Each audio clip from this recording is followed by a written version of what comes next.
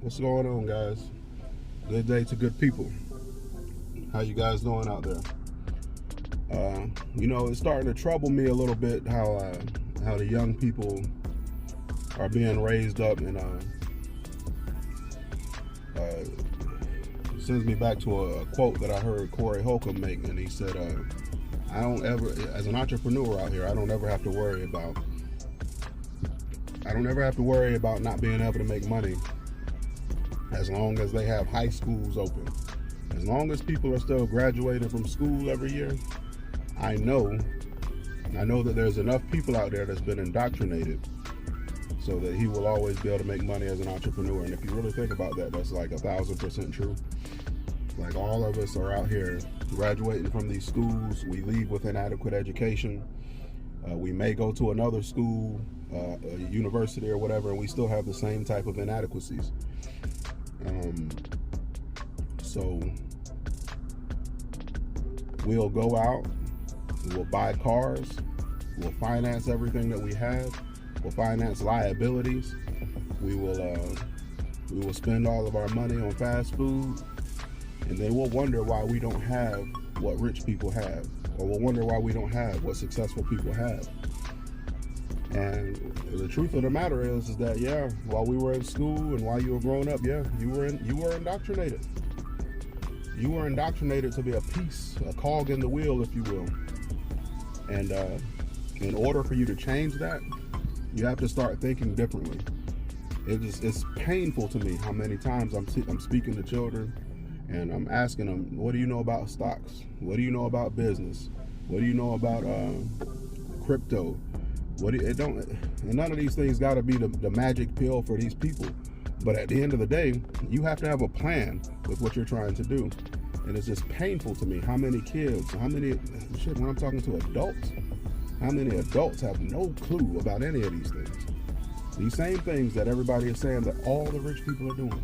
All the rich people are investing in stocks. All the rich people are investing in crypto, in silver, and in real estate. Especially real estate. It just boggles my mind. When I was 16, 17 years old, it was my dream to own a lot of real estate. And like I covered in one of my last few videos, that my investment properties are coming very soon. And when I say that that it boggles my mind how many kids don't know these things, I knew those things when I was a young man because I chose to. I did fall to some of the trappings of my youth, and thinking that I needed to be out here doing things that I wasn't supposed to be doing. But I was thinking about real estate. I was thinking about finances. I was thinking about I went to school for finance, and I was like the only person I knew that said, "Hey, I want to get me a degree in financing," even though I didn't want to go to school and I didn't finish. But at the end of the day, what I'm trying to say is that it's just painful to know what the system has done to us. Yes, it's done it to black people, but it's actually done it to everybody pretty much the same. A lot of other people are put in positions where they're able to allocate their funds and their resources toward a better education for their children, and I see exactly why they do it. Because if you don't, you're going to be out here like everybody else, fighting for trailers and low-income housing, because we've been indoctrinated into thinking that we can buy now and pay later and everything's going to be all right. And it's not, especially for stuff that ain't worth nothing. You're going to be buying now and paying later for a laptop that you broke, and now you're still paying for it. 5 years after you bought another laptop, you're paying for the old one, you're paying for this one, and you don't even have the first one. And those are the types of things that's going to keep you perpetually broke. Your car payment will keep you perpetually broke. You won't be able to save any money like that. You need to take out a loan every time you need something, you're going to be broke.